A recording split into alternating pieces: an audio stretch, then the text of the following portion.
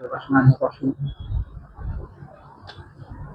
ما كان للمشركين أن يعبدوا مساجد الله شاهدين على أنفسهم بالكفر أولئك حبطت أعمالكم وفي النار هم خالدون. صدق الله العظيم.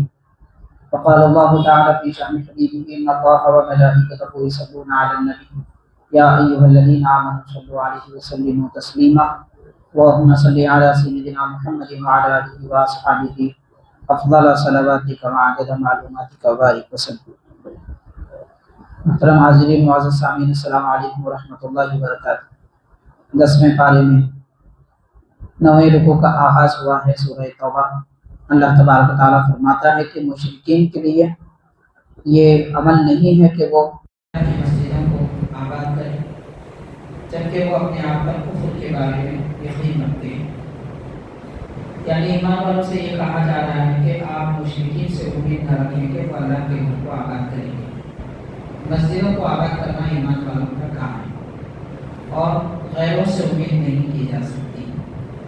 یہ اس لیے فرمایا جا رہا ہے کہ اس زمانے میں بعض مشرکین نے اس بات کی پیشکش کی اور بعض مسلمانوں کو توجہ دلائی تھی کہ ہم آپ کا کام کریں، تو رب نے فرمایا کہ ان سے امید نہ رکھو۔ یہ وہ لوگ ہیں کہ ان کے اعمال بیکار ہو گئے، حبطت اعمال، یعنی کفر کی وجہ سے ان کے اعمال ضائع ہو گئے۔ دین اسلام کا ایک اہم ترین قانون ہے کہ جو لوگ ایمان والے ہیں انہی کے عمل کا ثواب ملتا ہے اور جن کا ایمان نہیں ہے ان کے عمل کا کوئی ثواب نہیں۔ باقی جو ایمان والوں کے علاوہ دنیا میں لوگ نیک عمل کرتے ہیں وہ نیک عمل کا بدلہ ان کو دنیا میں مل جاتا ہے۔ اگر وہ نیکی کریں، کسی کی بھلائی کریں، کسی کی مدد کریں یا جو بھی کام کریں اس کا بدلہ ان کو دنیا میں بھی دیا جاتا ہے۔ آخرت کا ثواب صرف ایمان والوں کے لیے ہے، بغیر ایمان کے آخرت کے ثواب کی جنت کی کوئی امید نہیں رکھی جا سکتی۔ تو اس لیے فرمایا کہ ان کے اعمال بیکار ہو گئے اور وہ دوزخ میں ہمیشہ رہنے والے۔ میرا حاضرین، دوزخ سے نجات پانے کے لیے ایمان شرط ہے۔ جس کا خاتمہ ایمان پہ ہوا وہ جنتی، اگرچہ کہ وہ گناہگار ہو تو گناہوں کے مطابق اسے سزا دی جائے گی دوزخ میں، اس کے بعد پھر اسے جنت میں داخل کیا جائے گا۔ خاتمہ ایمان پہ ہونا شرط ہے۔ یہاں ایک اہم بات یہ بھی ہے کہ بہت سارے لوگ دنیا میں نیک عمل تو کر لیتے ہیں، نمازی ہوتے ہیں، سب کچھ ہوتے ہیں، لیکن کسی کے حق میں یہ دعویٰ نہیں کیا جا سکتا کہ اس کی موت ایمان پر ہوگی، یقین کے ساتھ نہیں کہا جا سکتا۔ ہاں، امید ضرور رکھی جا سکتی ہے کہ اللہ تعالیٰ موت کے وقت میں ایمان کی حفاظت فرمائے گا، شیطان کے چنگل سے بچائے گا، یہ امید رکھی جا سکتی ہے، لیکن یقین کے ساتھ کسی کے بارے میں نہیں کہا جا سکتا۔ اسی لیے حضور پاک علیہ السلام نے موت کے وقت ایمان کی سلامتی کی نشانیاں بھی بتائی ہیں کہ جس کا خاتمہ خیر پر ہوتا ہے اس کی ایک علامت اور نشانی یہ بتائی گئی کہ وہ پرسکون ہوتا ہے، اس کا چہرہ پرسکون ہوتا ہے، اور بہت ساری چیزیں بتائی گئی۔ ان میں سے ایک یہ بھی کہ آخری وقت میں زبان سے کفر کے کلمات ادا نہ ہوں۔ آدمی اگر دنیا میں کفر کے کلمات کہتا تھا یا کفار اور مشرکین کے ساتھ اٹھتے بیٹھتے ان کی باتیں سننے لگا تھا تو اس کا اثر موت کے وقت میں بھی ہوتا ہے۔ اس لیے زندگی میں جیسے حدیث پاک ہے، جس کی زندگی جیسی ہوتی ہے اس کی موت ویسی ہوتی ہے، اور جس کی موت جیسی ہوتی ہے اس کی قیامت ویسی ہوتی ہے۔ تو اگر موت اچھی ہونا ہے تو زندگی کی صحبتیں بھی اچھی رکھنی چاہیے۔ تو خیر فرمایا کہ ان لوگوں کے اعمال بیکار ہو گئے اور وہ ہمیشہ دوزخ میں رہیں گے اور ایمان والے ہمیشہ جنت میں رہیں گے۔ انما یعمر مساجد اللہ، تو مسجدیں اللہ کی مسجدیں تو آباد وہ لوگ کرتے ہیں جو اللہ پر ایمان لائے، آخرت پہ ایمان لائے۔ تو اللہ تعالیٰ پر ایمان لانے کا معنی کیا؟ ایمان کا اصل معنی ہوتا ہے اللہ تعالیٰ کے متعلق یقین رکھنا اور رب کے بارے میں یہ جاننا کہ وہ موجود ہے۔ جیسے اللہ تعالیٰ کے بارے میں جو بنیادی عقیدے ہیں، اللہ تبارک و تعالیٰ ہمیشہ سے ہے، ہمیشہ تک ہے، وہی کارساز حقیقی ہے، नफ़ा व नुकसान उसी के कब्जे में है, वो जिसको चाहे नफ़ा दे, जिसको चाहे नुकसान पहुँचाए, रिज़्क़ का कफ़ील वही परवरदिगार है। तो ये सारी चीज़ें जो अक़ीदे हैं अल्लाह ताला के मुतालिक, उनको जानना मानना ज़रूरी है और उन पर यकीन रखना ज़रूरी है, तब ईमान होता है। आखिरत के दिन पर ईमान का मतलब ये है कि मौत के बाद अल्लाह ताला दोबारा उठाएगा और हर एक मोमिन को उसके नेक अमल का बदला देगा और उसके बुराइयों का भी बदला देगा। तो ये आखिरत के बारे में यकीन है। आखिरत का तसव्वुर ईमान वालों के पास, मुसलमानों के पास है।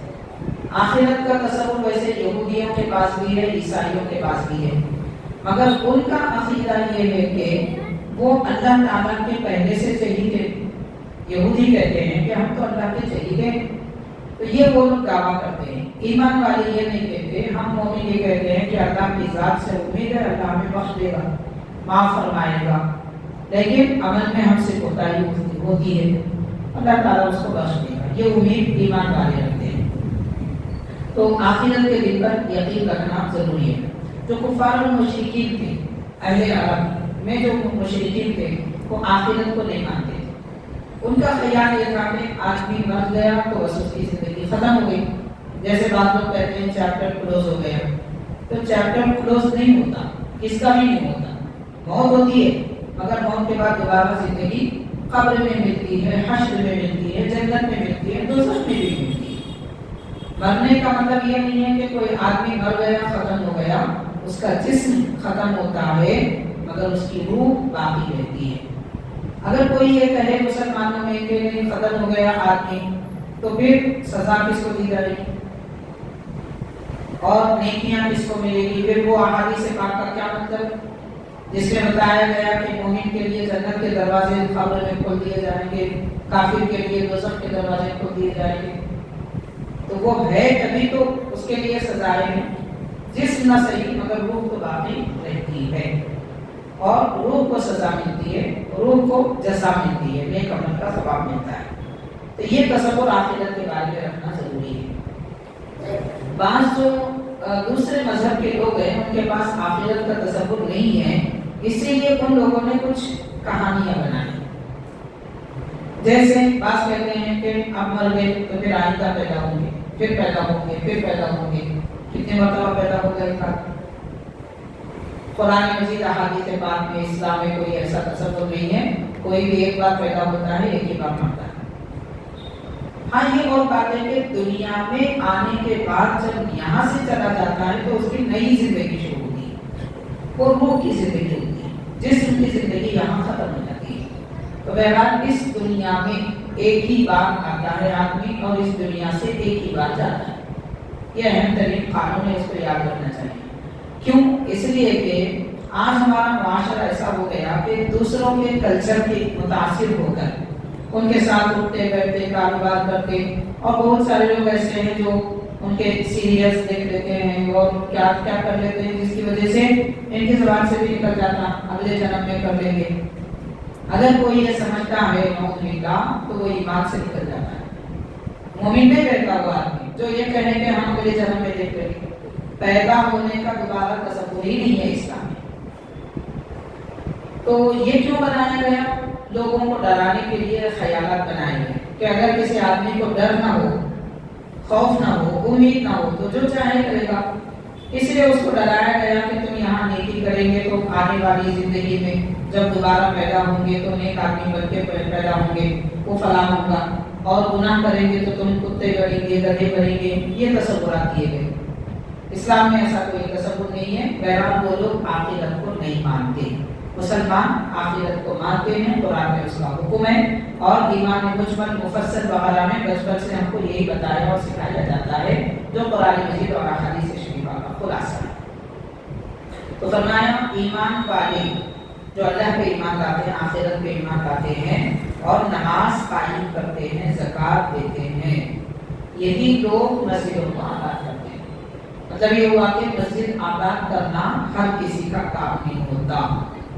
मस्जिद आबाद करने के दो माना है, एक मस्जिद बनाना, मस्जिद नहीं थी बनाना, ये भी आबाद करना है, और दूसरा मस्जिद में इबादत के लिए वक्त निकालना। یہ بھی آبادی ہے، مسجد کو آباد کرنا۔ جیسے کسی نے گھر بنایا اور بند کر کے رکھ دیا تو لوگ کہتے ہیں کہ گھر ویران ہے، اگر اس میں لوگ رہنے لگے تو کہتے ہیں کہ گھر آباد ہے۔ ایسے ہی مسجد تو بنا دی مگر مسجد میں نہ نمازیں پڑھی جاتی ہے، نہ ہی لوگ اس میں کثرت سے آتے ہیں، تو اگر یہ کیفیت رہی تو پھر وہ مسجد کو آباد کرنے والے نہیں ہیں۔ آباد مسجد کو وہی لوگ کرتے ہیں جو مومن، مطلب یہ ہوا کہ ایمان ہے تو نماز پڑھیں گے، ایمان ہے تو مسجد کو آئیں گے، ایمان نہیں ہے تو مسجد کو آنے کی بھی توفیق نہیں ملتی۔ تو آخرت پر یقین رکھنے والے اور وہ لوگ آباد کرتے ہیں وَلَمْ يَخْشَ إِلَّا اللَّهَ، اللہ کے سوا کسی سے نہیں ڈرتے۔ یہ ایمان والوں کی بڑی کیفیت ہے، اور آج یہ ختم ہو چکی ہے، ڈھونڈنے پر بھی نہیں، صرف اللہ کا خوف، صرف اللہ تعالیٰ سے ڈر۔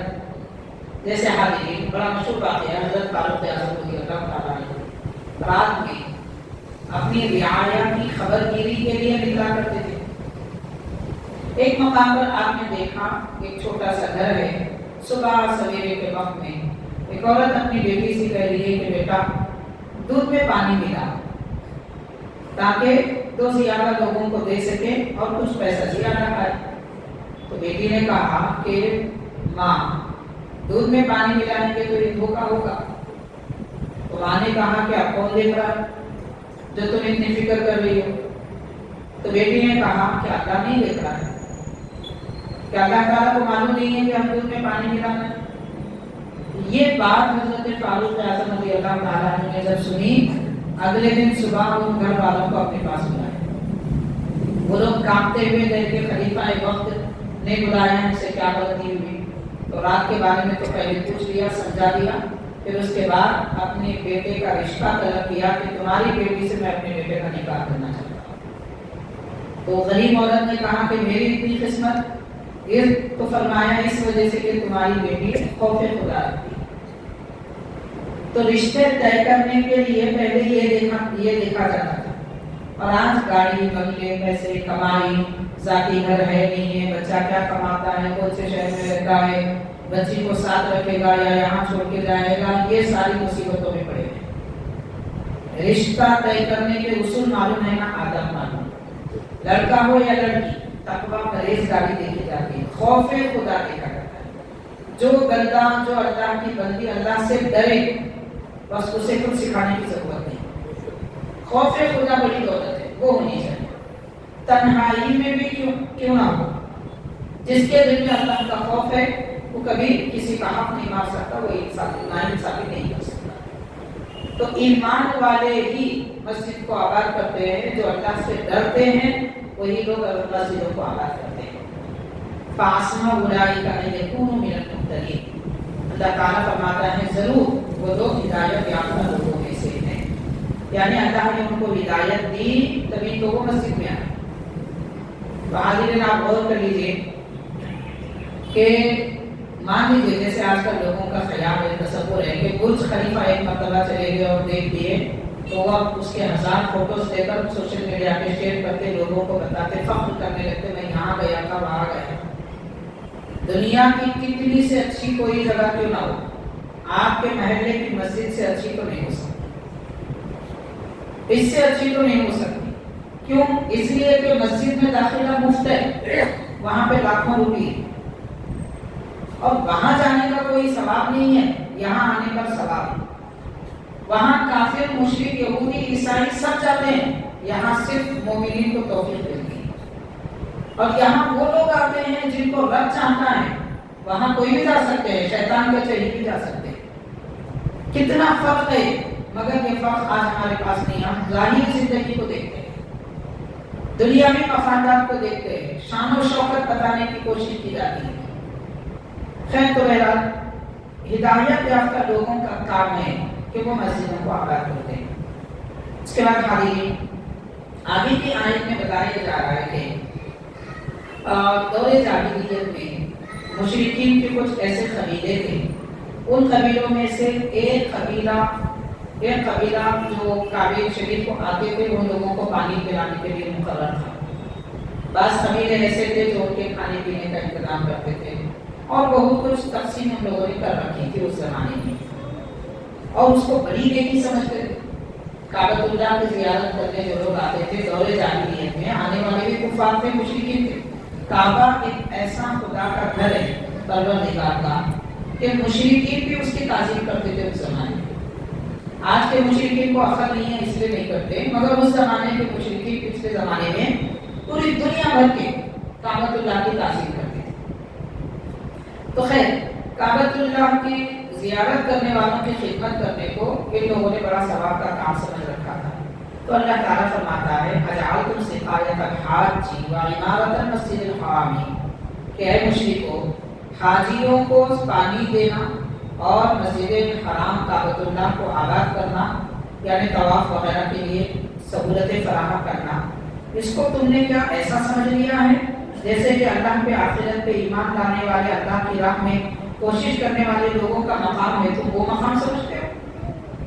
مطلب یہ کہ کوئی بھی نیکی کیوں نہ ہو، ایمان نہ ہو، وہ نیکی کا کوئی اعتبار نہیں ہے، اچھے عمل کا کوئی اعتبار نہیں ہے، کتنا بڑا سخی کیوں نہ ہو، لیکن وہ مومن نہیں ہے، اس کے سخاوت کا فائدہ صرف دنیا میں، آخرت میں کچھ نہیں ہے۔ آخرت میں ایمان بھی کام آتا ہے، اور ایمان کے ساتھ جو عمل کیا گیا وہ عمل کام آتا ہے۔ بہرحال شاہ فرمایا لا یستوون عند اللہ، یہ دونوں لوگ اللہ کے پاس برابر نہیں ہو سکتے۔ تو آپ غور کیجیے، مومن غیر مومن اللہ کے پاس برابر نہیں ہو سکتا۔ آج ہمارے پاس برابری کا تصور مال و دولت، منصب و کرسی سے، اللہ تعالیٰ کے پاس برابری کا تصور ایمان سے، یعنی جو مومن ہے وہ سب اللہ کے پاس برابر ہے، جو مومن نہیں ہے وہ اللہ کے پاس برابر ایمان والوں کے جیسے نہیں ہو سکتے۔ پھر فرمایا واللہ لا یہدی القوم الظالمین، ظالم قوم کو اللہ تعالیٰ ہدایت نہیں دیتا۔ الذین آمنوا وہاجروا وجاہدوا فی سبیل اللہ باموالہم وانفسہم اعظم درجۃ عند اللہ، کہ جو لوگ ایمان لائے اور ہجرت کی، شہر مکہ چھوڑ کر حبشہ گئے، پھر مدینہ پاک آئے، پھر شہر مکہ سے مدینہ آئے، تو ہجرت کی اور اللہ کی راہ میں ان لوگوں نے اپنا مال، اپنی جان قربان کر دی، وہ صحابہ کرام تھے۔ ارشاد فرمایا اللہ تعالیٰ نے اللہ کے پاس ان کا درجہ بڑا اونچا ہے، بہت اونچا ان کا مقام ہے، اعلیٰ ترین درجہ ہے، اور وہی لوگ کامیاب ہیں۔ اللہ تعالیٰ ان کو ان کا رب اپنی رحمت، اپنی رضامندی اور اپنی جنت کی خوشخبری عطا فرماتا ہے۔ یعنی جو لوگ بڑا درجہ رکھتے ہیں اللہ کے پاس اور اللہ کی راہ میں اپنا جان و مال قربان کر دیتے ہیں اور ہجرت کرتے ہیں، ایمان لاتے ہیں، اللہ تعالیٰ ان کو 3 خوشخبریاں دیا۔ رحمت کی خوشخبری، حاضرین رحمت کس کو کہتے ہیں؟ ہر انسان کی ضرورت پوری ہونے کو رحمت کہتے ہیں۔ مثال کے طور پر ایک ہی چیز کسی کے لیے رحمت ہو سکتی ہے، کسی کے لیے زحمت ہو سکتی ہے۔ جو آدمی بخار زدہ ہے، ٹھنڈی ہوا اس کے لیے زحمت ہے، جو صحت مند ہے اس کے لیے وہی ہوا رحمت ہے۔ تو رحمت کا مطلب راحت، رحمت کا معنی آرام، سکون، چین۔ تو اللہ تعالیٰ کی طرف سے رحمت ہے ایمان والوں کے لیے، ہجرت کرنے والوں کے لیے۔ پھر اللہ تعالیٰ کی طرف سے رضامندی ہے، رب راضی ہے ان لوگوں سے۔ اللہ تعالیٰ راضی ہو تو اس سے بڑی دولت کیا ہو سکتی ہے؟ تو سب سے بڑی دولت کہ رب راضی ہو گیا ان سے، اور ان کو اپنی جنت عطا فرمایا جس میں باقی رہنے والی نعمتیں۔ دنیا کی نعمتیں ختم ہو جاتی ہیں، دنیا میں آج کسی کے پاس دولت ہے، کل نہیں رہی، کل نہیں تھی آج ہے۔ کسی کے والد غریب تھے تو آج بیٹے مالدار ہیں، کسی کے والد مالدار تھے تو آج بیٹے فقیر ہیں۔ تو یہ دنیا کی نعمتیں ختم ہو جاتی ہیں۔ صحت کب تک کے لیے؟ 40-50 سال کی عمر تک کے لیے صحت ہے، اس کے بعد صحت کا زوال شروع، حسن و جمال کا زوال شروع، طاقت اور قوت کا زوال شروع۔ تو یہ اس دنیا کی ہر نعمت ختم ہونے والی، فنا ہونے والی ہے، عروج اور زوال لگا ہوا ہے۔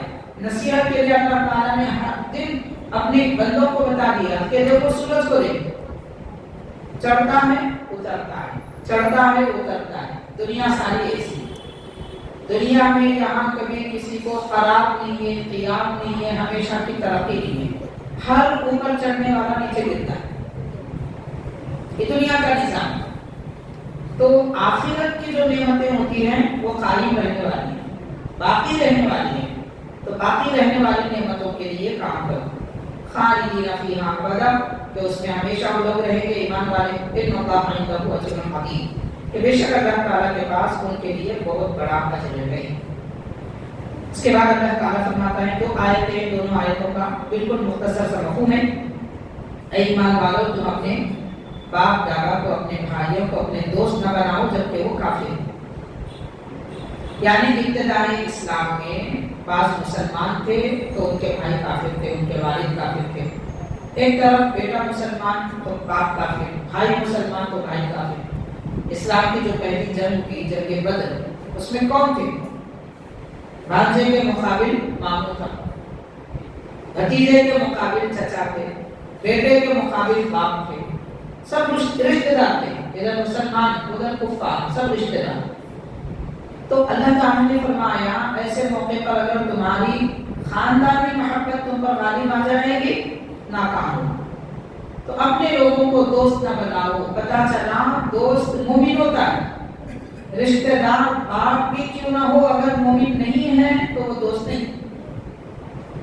یہ اور بات ہے کہ بیٹے پر باپ کی خدمت لازم ہوتی ہے، ماں باپ کی خدمت اولاد پر لازم ہوتی ہے۔ باپ کافر ہے، ماں کافر ہے، بیٹا مسلمان ہے تو مسلمان بیٹے پر فرض ہے وہ اپنے ماں باپ کی خدمت کرے، لیکن ایمان ان کے نام پر بیچا نہیں جا سکتا، ان کی خاطر بے ایمانی کے کام نہیں کیے جا سکتے، یہ شرط ہے۔